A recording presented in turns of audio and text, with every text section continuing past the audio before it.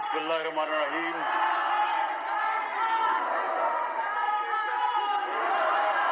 इय्याक नअबुदु व इय्याक नस्तईन।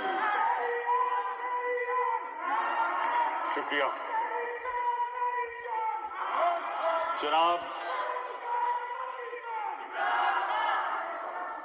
जनाब अली जफर साहब और ILF के सारे पाकिस्तान से जो मेरे तहरीक इंसाफ के वकील आए हुए हैं, मैं आप सबको खुशामदीद कहता हूँ और इस शानदार इस्तकबाल का आपका शुक्रिया अदा करता हूँ।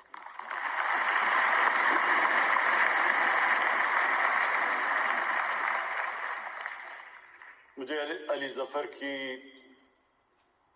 जो उन्होंने मुख्तसर तकरीर की, मुझे जो चीज़ पसंद आई, इन्होंने हज़रत अली रज़ी अल्लाह ताला का, इन्होंने जो उनका कॉल था कि कुफर का निज़ाम चल जाएगा, लेकिन एक निज़ाम जिसमें नाइंसाफ़ी और जुल्म हो वो नहीं चल सकता।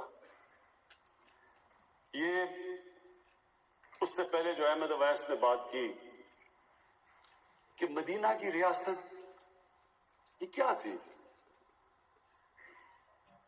कि मैंने जान के इलेक्शन से पहले मदीना की रियासत की बात नहीं की, क्योंकि मैं ये नहीं चाहता था कोई ये समझे कि मैं उसको इस्तेमाल कर रहा हूं वोट लेने के लिए।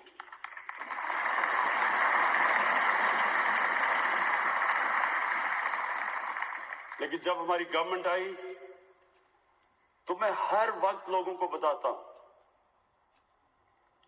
कि जब तक हम उस विजन की तरफ नहीं जाएंगे, वो जो नजरिया था पाकिस्तान का, जो कायदे आजम ने बार बार उन्होंने कहा, उनसे जब पूछा कि पाकिस्तान की कॉन्स्टिट्यूशन क्या होगी, उन्होंने कहा हमारी कॉन्स्टिट्यूशन 1400 साल पहले बन गई थी।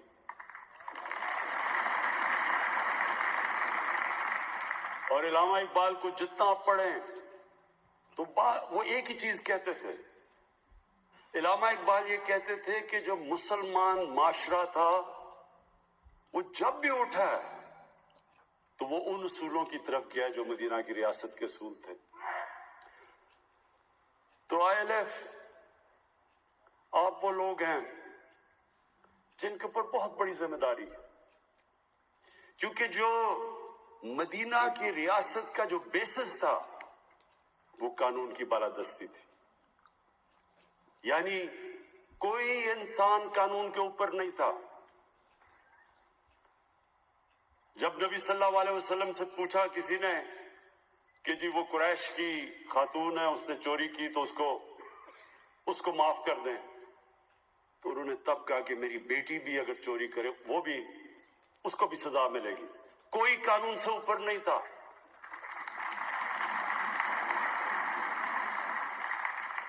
ये याद रखें, ये एक सिविलाइज्ड सोसाइटी का बुनियाद है कानून की बालादस्ती।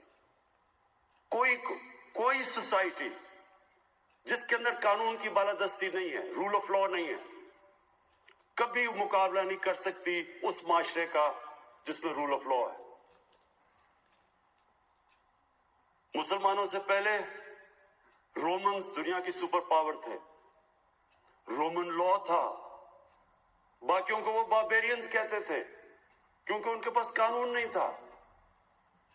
ग्रीक्स उससे पहले थे, उनकी सिटी स्टेट्स थी, डेमोक्रेटिक थी, कानून था, वो आगे निकल गया दुनिया से।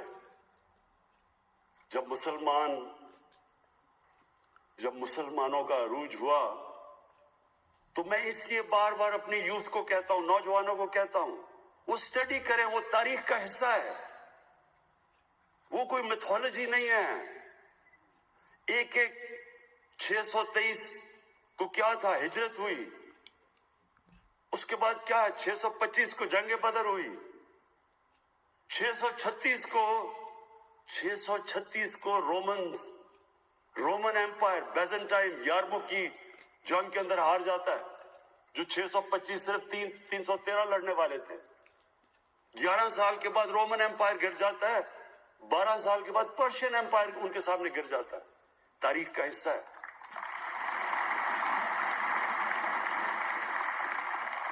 تو کیا وہ قدم اٹھائے ہمارے نبی صلی اللہ علیہ وسلم نے جس سے یہ اتنا بڑا دنیا کی تاریخ کا انقلاب آیا؟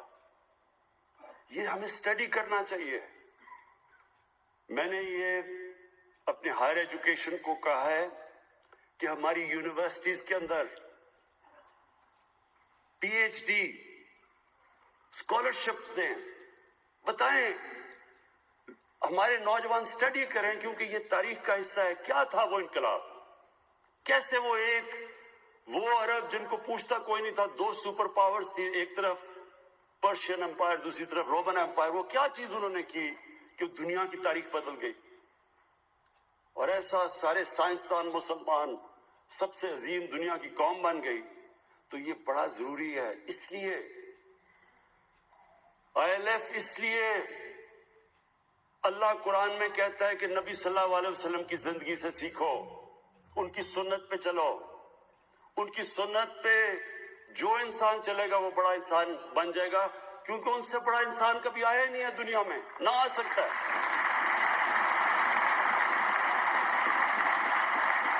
اور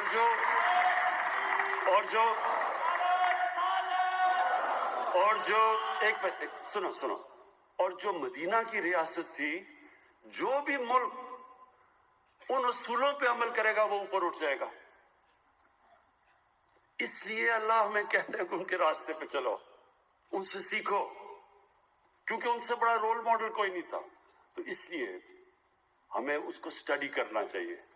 اور اس میں جو نمبر 1 چیز ہمیں نظر آتی ہے, قانون کی بالادستی. اور اس لیے یہ بڑا امپورٹنٹ ٹائم ہے پاکستان میں. یہ آپ سب کو سمجھنا چاہیے کہ یہ ایک پاکستان میں فیصلہ کن وقت ہے. یہ جو سارے بے روزگار سیاستدان اکٹھے ہو گئے ہیں,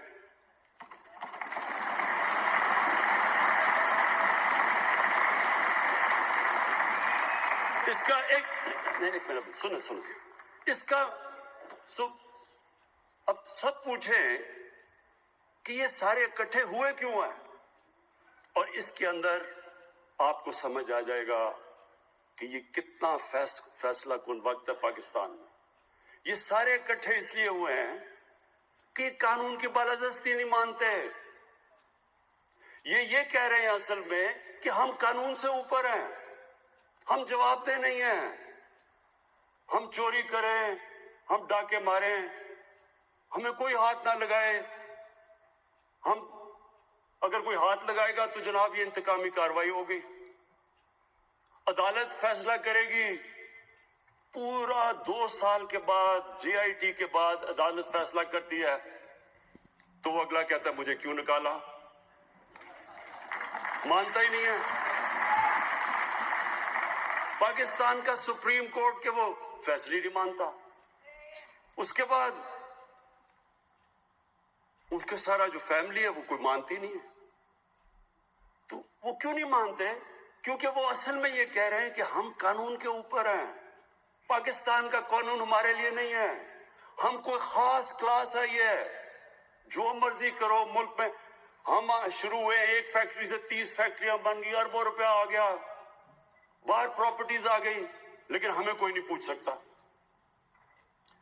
اور یہ ہے اصل میں, یہ ہے فیصلہ کل وقت پاکستان میں. کیا یہ کلاس جنہوں نے 30 سال سے صرف یہ دیکھ لیں کہ 30 سال پہلے ان کے پاس کیا تھا اور آج کیا,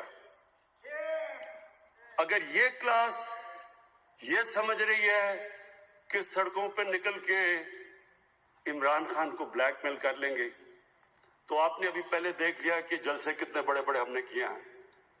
میں یہ سارے مل کے بھی یہ کوئی 2 سال بھی جلسے کر دیں تو ایک جلسہ ہمارا ان سے زیادہ تھا.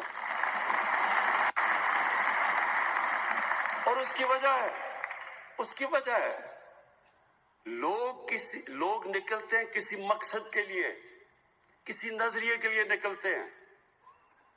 لوگ نکلتے ہیں ظلم کا مقابلہ کرنے کے لیے، لوگ کسی کی چوری بچانے کے لیے نہیں نکلتے۔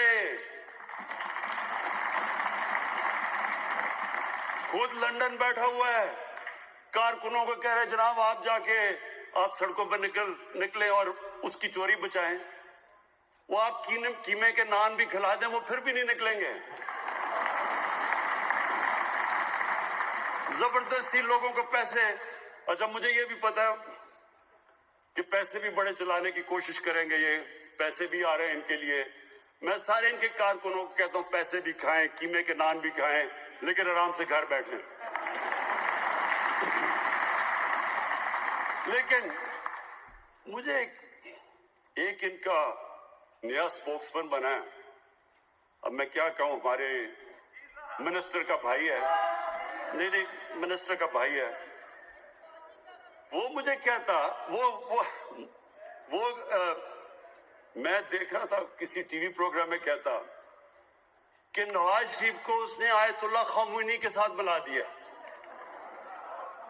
کہتا آیت اللہ سنو کہتا کہ آیت اللہ خمینی بھی باہر چلا گیا تھا ملک سے۔ اب وہ دیکھ رہا تھا، میں اس کو بھی دیکھ رہا ہوں کہ کیا یہ لوگوں کو بیوقوف سمجھتے ہیں؟ کیا یہ سمجھتے ہیں کہ لوگوں کو پاگل بنایا جا سکتا ہے کہ آیت اللہ خمینی بھی باہر گیا تھا؟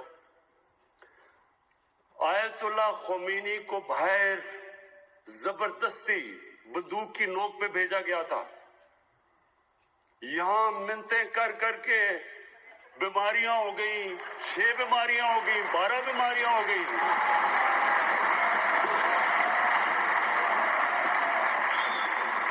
مجھے یاد، اب ہماری کیبنٹ کی میٹنگ ہو رہی ہے، سنیں ذرا، ابھی سنو کیبنٹ کی میٹنگ ہو رہی ہے، ذرا سنیں۔ اب جناب کیبنٹ کی میٹنگ ہو رہی ہے، ہمیں ایک عدالت نے کہہ دیا کہ جی اگر نواز شریف کو کچھ ہو گیا تو گورنمنٹ ذمہ داری ہے۔ اب ہم عدالت کی بھی ریسپیکٹ کرتے ہیں۔ کیبنٹ کی میٹنگ ہو رہی ہے، 6 گھنٹے میٹنگ چل رہی ہے، ڈاکٹرز بیٹھے ہیں کہ جی یہ بھی بیماری ہوگی، اس کو یہ بھی بیماری ہوگی، اس کو یہ بھی بیماری۔ اب ہم سارے بیٹھے پریشان سن رہے ہیں کہ اتنی بیماریاں ایک آدمی کو ہو سکتی ہیں۔ جب وہ اس کی ساری بیماریاں بتائیں تو میں دیکھ رہا تھا وہ کیبنٹ میٹنگ میں شیرین مزاری، ہماری ہیومن رائٹس کی جو منسٹر ہیں، اس کی آنکھوں میں آنسو آ گئے۔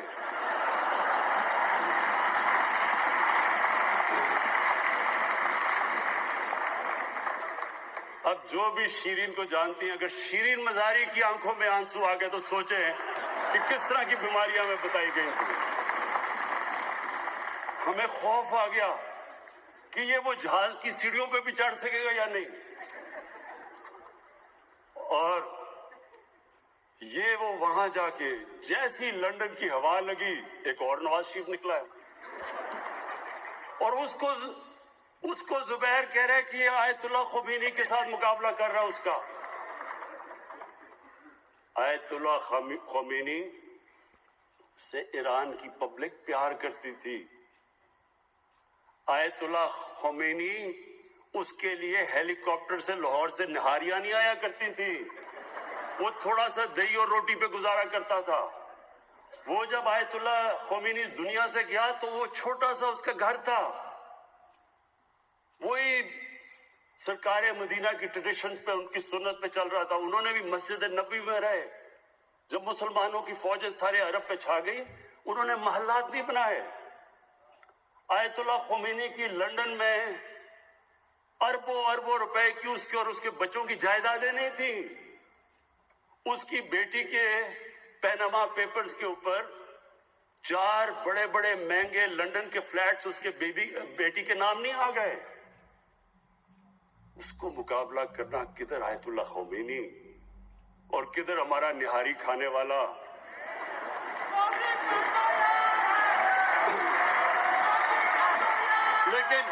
لیکن سنو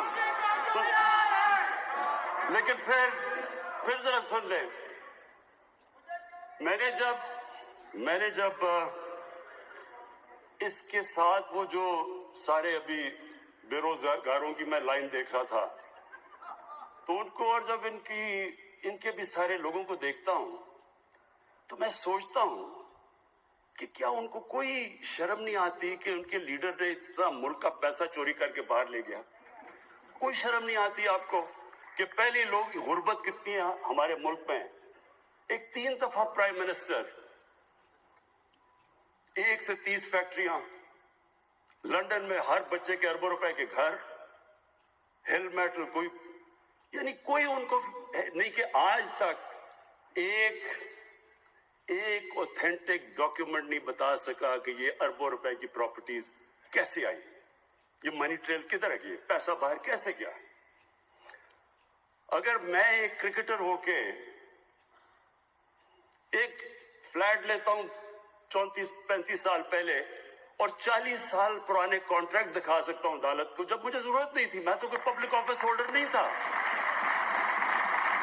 میں تو کوئی وزیر نہیں تھا، میں تو کوئی وزیر اعلیٰ نہیں تھا، میں تو کرکٹ کھیلتا تھا، انٹرنیشنل کرکٹر تھا، اس کے باوجود عدالت کے اندر میں نے جو انہوں نے میرے سے ڈاکیومنٹس مانگی، 40 سال پرانے کانٹریکٹس دکھائے ان کو۔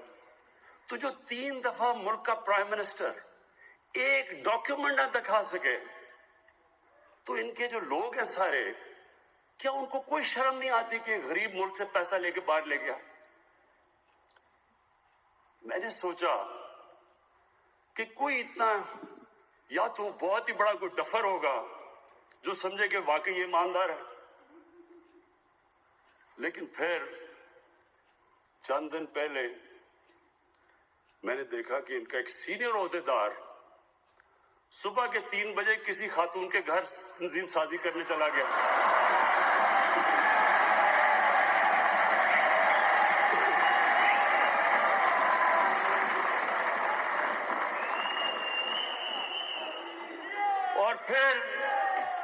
اور بڑا حیران ہوا کہ اس خاتون کے بھائیوں نے مارا کیوں اس کو۔ تو پھر میں نے سوچا کہ واقعی ان کی پارٹی میں ایسے لوگ ہیں جو واقعی سمجھیں گے کہ وہ ایمانداری سے پیسہ باہر لے کے گیا۔ دیکھیں، میرے آئی ایل ایف کے باشعور لوگ، آپ سب باشعور ہیں، آپ قانون جانتے ہیں، آپ اس ملک کی فیوچر ہیں۔ یہ ملک، یہ اللہ کی ایک نعمت ہے ہمارے لیے۔ میں آج آپ کو کہہ رہا ہوں کہ اللہ نے جو اس ملک پہ ہمیں دیا ہے، ہمیں نہیں اندازہ کہ اللہ نے کیا کیا نعمتیں بخشی ہیں، لیکن اپنے ذہن میں ڈال لیں کہ کوئی ملک ترقی نہیں کر سکتا جدھر رول آف لا نہیں ہوتا۔ جس ملک کے اور خاص طور پہ حکمران اپنے آپ کو قانون سے اوپر سمجھتے ہیں، وہ ملک کبھی آگے نہیں بڑھ سکتا۔ سوئٹزرلینڈ ہے، امیر ترین دنیا کا ملک ہے، کچھ بھی نہیں ہے اس سوئٹزرلینڈ کے پاس۔ ہمارے یہ جو ناردرن ایریاز کے جو پہاڑ ہیں، جو یہاں جس نے بھی یہ پہاڑ دیکھے ہیں، میں نے سوئٹزرلینڈ دیکھا ہے، وہ مقابلہ ہی نہیں کر سکتا جو خوبصورتی اللہ نے یہاں دی ہے۔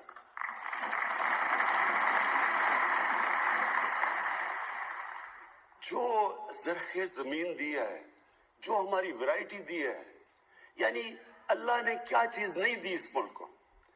لیکن یہ ذہن میں ڈال لیں کہ کبھی بھی کوئی ملک جب اس کے حکمران اپنے آپ کو قانون سے اوپر سمجھتے ہیں اور جب وہ کرپشن پہ لگ جاتے ہیں، کوئی ملک ترقی نہیں کرتا۔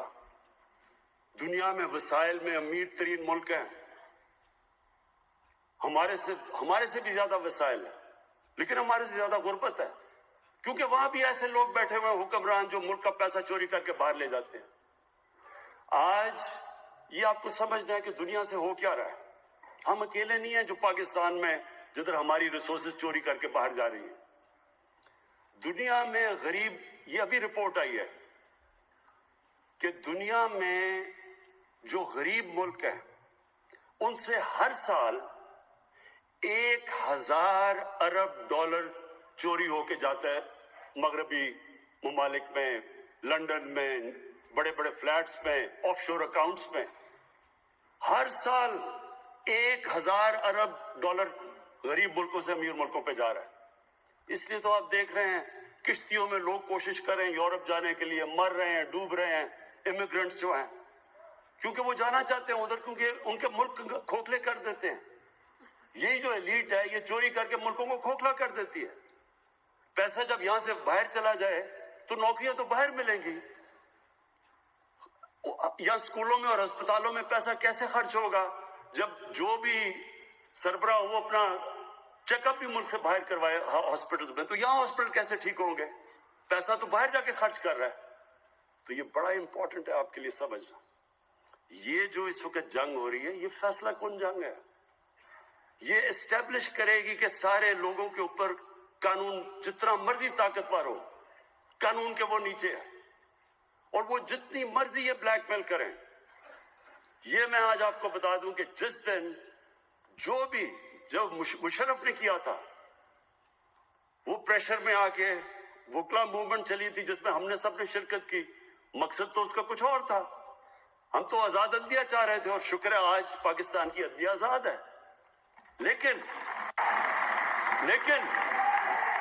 لیکن اس پریشر میں جنرل مشرف اس پریشر میں آ کے این آر او دے گیا دونوں کو, اور وہ این آر اوز نے پچھلے 10 سال میں جو اس ملک کے ساتھ کیا ہے, اس ملک کی جو انہوں نے معاشیت تباہ کی ہے, جو قرضے چڑھائے ہیں, ہمیں آگے کہتے ہیں کہ جناب آپ جواب دیں.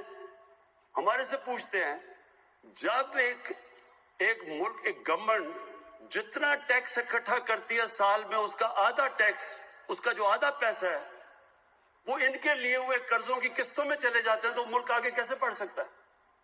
بتائیں ہم کدھر سے پیسہ لائیں تعلیم پہ, صحت پہ, ہسپتالوں پہ, کیونکہ آدھا تو پیسہ ادھر چلے جاتا ہے سیدھا باہر قرضوں کی قسطوں پہ.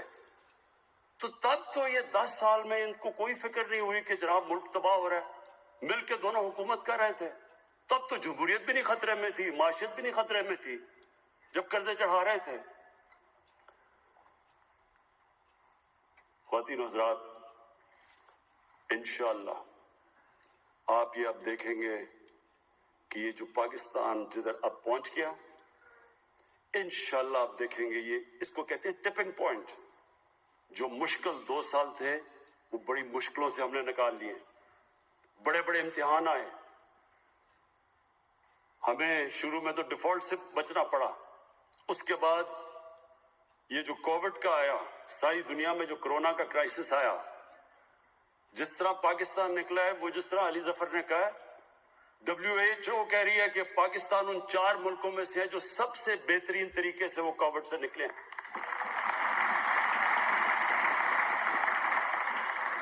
ادھر سے نکلے تو پھر یہ جو ڈاکوؤں کی کولیشن ہے, انہوں نے کوشش کی ہمیں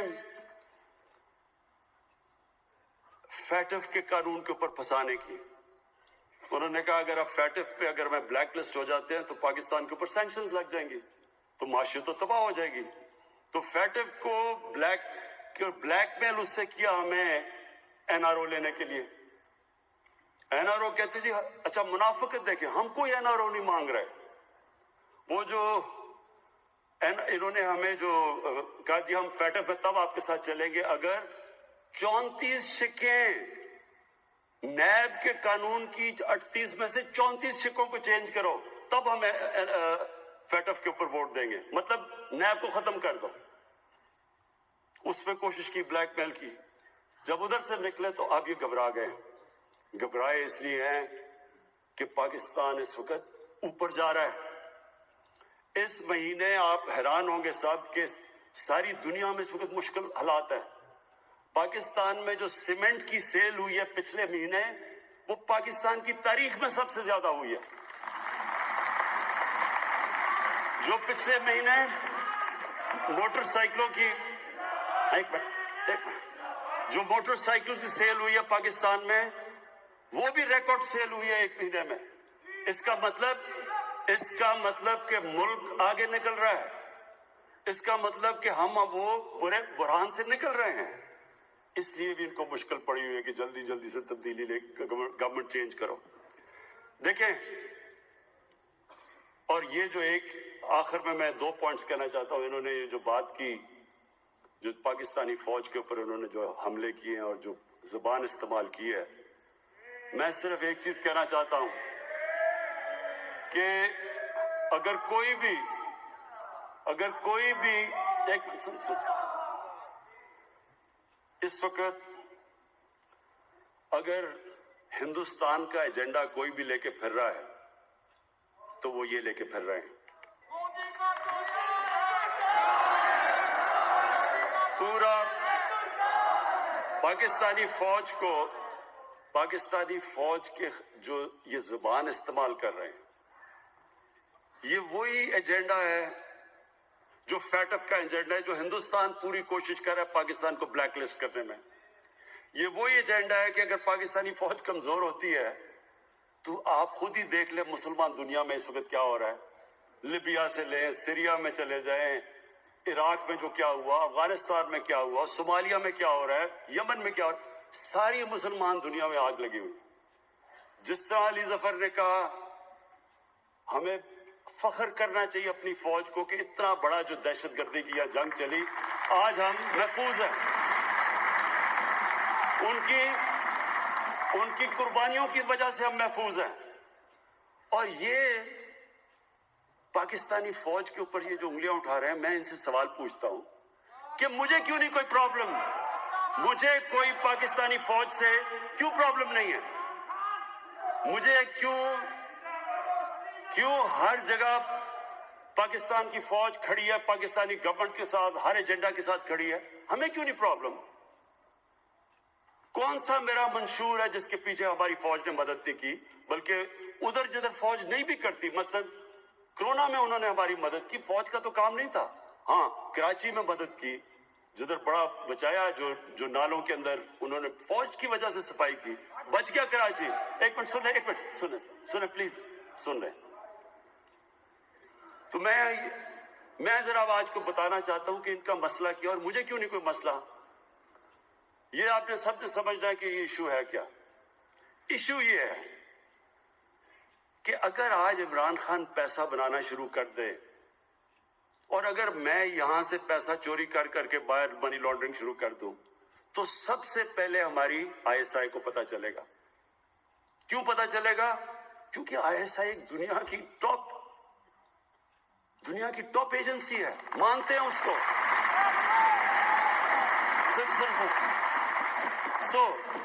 یہ ذرا سمجھنے کی کوشش کریں آپ. مجھے اس لیے نہیں پرابلم کیونکہ ISI کو پتا ہے کہ عمران خان کیسی زندگی گزار رہا ہے. ان کو کیوں پرابلم ہے؟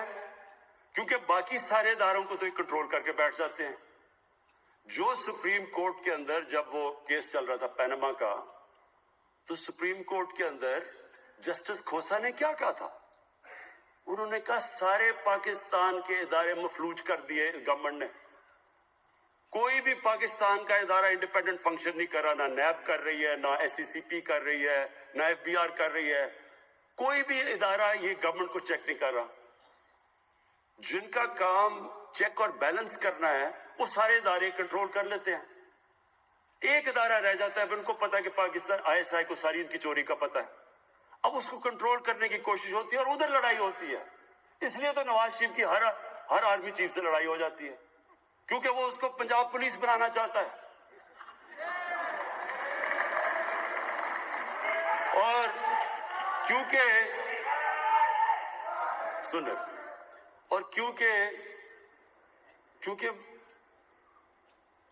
فوج کو پتا ہے، جب ان کو پتا چل جاتا ہے وہ جا کے چپ کر کے بتاتے ہیں ان کو کہ دیکھیں جی آپ نے ادھر اتنی کمیشن لے لی، ادھر اتنا پیسہ بنا لیا. تو یہ ان کو سارا وقت ڈرے ہوئے ہوتے ہیں. تو جب نواز شریف نے کہا نا کہ جی وہ مجھے ایک ISI کے جنرل ظہیر الاسلام نے کہا کہ استعفیٰ دو، کیوں اس نے کہا اور تم نے کیوں چپ کر کے سن لیا؟ کیونکہ ظہیر الاسلام کو پتا تھا تم نے کتنا پیسہ چوری کیا ہوا ہے. اور تو اس لیے آپ سمجھ جائیں کہ اس کا مسئلہ کوئی ڈیموکریسی نہیں ہے. ڈیموکریسی تو میں ہوں، پاکستان کی سب سے زیادہ ووٹ لے کے آیا ہوں، پاکستان کی تاریخ میں 5 حلقوں سے جیتا ہوں. اور یہ جو کہتے ہیں کہ الیکشن میں دھاندلی ہوئی، ذرا کوئی الیکشن کا ریکارڈ تو دیکھ لیں 2013 کا اور 2018 کا. صرف ریکارڈ اٹھا کے دیکھ لیں. 2013 میں 140 तकरीबन पिटिशंस थी जिन्होंने इलेक्शन को क्वेश्चन किया 2013 में नेशनल असेंबली में, और 2018 में 90 थी, और 90 में से आधी तहरीक इंसाफ की थी। तो अगर पिटिशंस भी आधी आई, 50% कम आई है, उनमें से आधे पीटीआई थी। तहरीक इंसाफ कई जगह 50 वोट से हारी है, कई जगह 100 वोट से हारी है। तो अगर धांधली होती तो कम से कम हमें कोई कोलिशन की तो जरूरत ना पड़ती अब तक। पॉइंट मैं ये कह रहा हूं कि हम पहले दिन से तैयार थे कि खोल दो इलेक्शन। इन्होंने तो 4 महीने हल्के कहे थे, 1 साल लगाया खोलने में, वो भी धरना देना पड़ा। तो हम तो पहले दिन, क्योंकि हमें पता है हमने धांधली नहीं की। तो मसला क्या है? मसला इनका ये है कि इन्होंने पूरी तरह अदलिया को भी बुरा भला, फौज को बुरा भला, गवर्नमेंट को बुरा भला, सिर्फ वन पॉइंट एजेंडा है कि किसी तरह हम इनकी, क्योंकि ये कोई खास कौम निकली है, चोरी भी कर दे तो इनको कुछ नहीं कहना, किसी तरह इनको एनआरओ मिल जाए। ये आज आपके सामने सबके मैं कह रहा हूं, जिस दिन इनको एनआरओ मिला, ये अपने ज़हन में डाल लें, ये पाकिस्तान की तबाही होगी। पाकिस्तान इसके बाद नीचे जाएगा, पाकिस्तान में कानून की बालादस्ती खत्म हो जाएगी। अगर इनको एनआरओ देना है तो बेचारे गरीब लोग जो जेलों में घुसे हुए हैं, उनका क्या कसूर है? उनकी तो लाखों की चोरों में बेचारे वो जेलों में पड़े हुए हैं, और ये अरबों की चोरी वाले कह रहे हैं जी हमें माफ कर दो। तो आखिर में मैं उनको भी पैगाम देना चाहता हूं कि आपने जो मर्जी करना है, जितने मर्जी जलसे करने हैं, जिधर आपने कानून तोड़ा, मैं आपको आज वाजे कर रहा हूं कि मैं सीधा, आप जेल में जाएंगे, और वो जेल में नहीं, अब वीआईपी जेल में नहीं जाएंगे, अब जाएंगे जिधर आम बेचारा गरीब आदमी, गरीब जिधर मुजरिम जाता है। और आप सबके लिए, मेरे आईएलएफ के दोस्तों, मैं आपको आखिरी 3 चीजें कहता हूं। 1, सुन लें। नंबर 1, इंशाल्लाह सारे मैं वकीलों को हेल्थ कार्ड दिलवाऊंगा।